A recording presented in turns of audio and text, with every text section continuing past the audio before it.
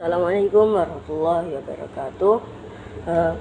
Teman-teman yang terhormat, Bianif yang terhormat Umida selaku pengasuh pesantren Supercamp Laroibani Fida, dan yang terhormat juga dewan-dewan guru, khususnya dewan-dewan guru MTS Al-Quran Laroibani Fida, dan saya cintai keluarga saya, teman-teman saya, saudara-saudara saya, kerabat-kerabat saya, semuanya saya.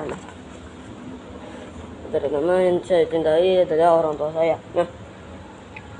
Semoga sehat selalu di rumah, amin, dan mendapatkan rahmat dari Allah. Kali ini saya mempresentasikan PI saya atau peta imajinasi saya yang berjudul Asbabun Nuzul. Asbabun Nuzul itu adalah kejadian yang karenanya diturunkan Al-Quran. Jadi Asbabun Nuzul itu kejadian yang karenanya diturunkan Al-Quran. Jadi turunnya Al-Quran itu dari Asbabun Nuzul. Dan Asbabun Nuzul ini terdiri dari dua kata, yaitu sebab yang berarti sebab, nuzul yang berarti turun. Asbabun Nuzul ini konsep teori atau berita. Dapatkan konsep atau teori atau berita. Menurut Al-Zakoni berpendapat, Asbabun Nuzul itu keterangan meyakini suatu ayat atau kejadian ayat. Jadi Asbabun Nuzul ini suatu ayat atau kejadian ayat. Terhubungi menjadi dua menurut Al-Qotan. Itu yang pertama, apabila terjadi suatu peristiwa, dan yang kedua, apabila Rasulullah SAW ditanya atau di Rasulullah ditanya suatu persoalan. Jadi terhubungannya itu pertama itu bisa apabila terjadi suatu peristiwa, dan yang kedua apabila Rasulullah ditanya suatu persoalan. Jadi itu pengertiannya. Lanjut kedua, ada macam-macam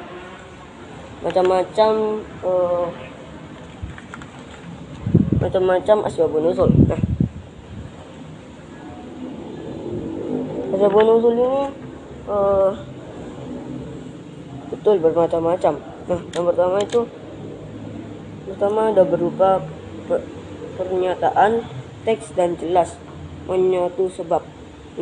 Yang kedua ada redaksi yang menerangkan sebab nuzul atau sekedar menjelaskan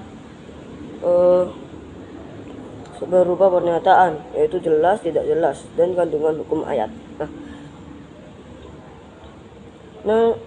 Ada pun bentuk riwayat yang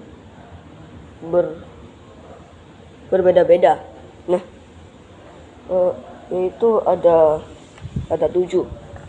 Yang pertama, apabila suatu ayat terdapat dua versi riwayat yang memiliki kebenaran yang sama.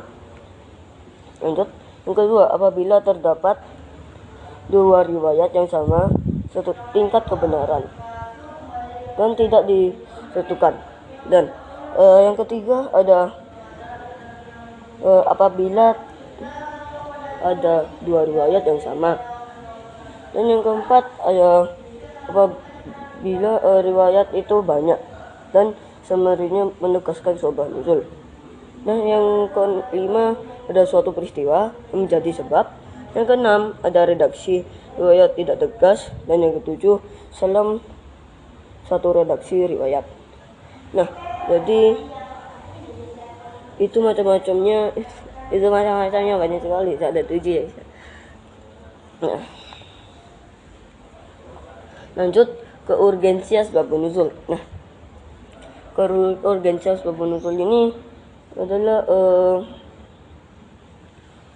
adalah ada macam-macamnya. Itu Al-Quran itu jadi sebuah teks, dan urgensi ini bisa Asbabun Nuzul ini juga untuk cara untuk menegaskan dengan menjelaskan suatu peristiwa.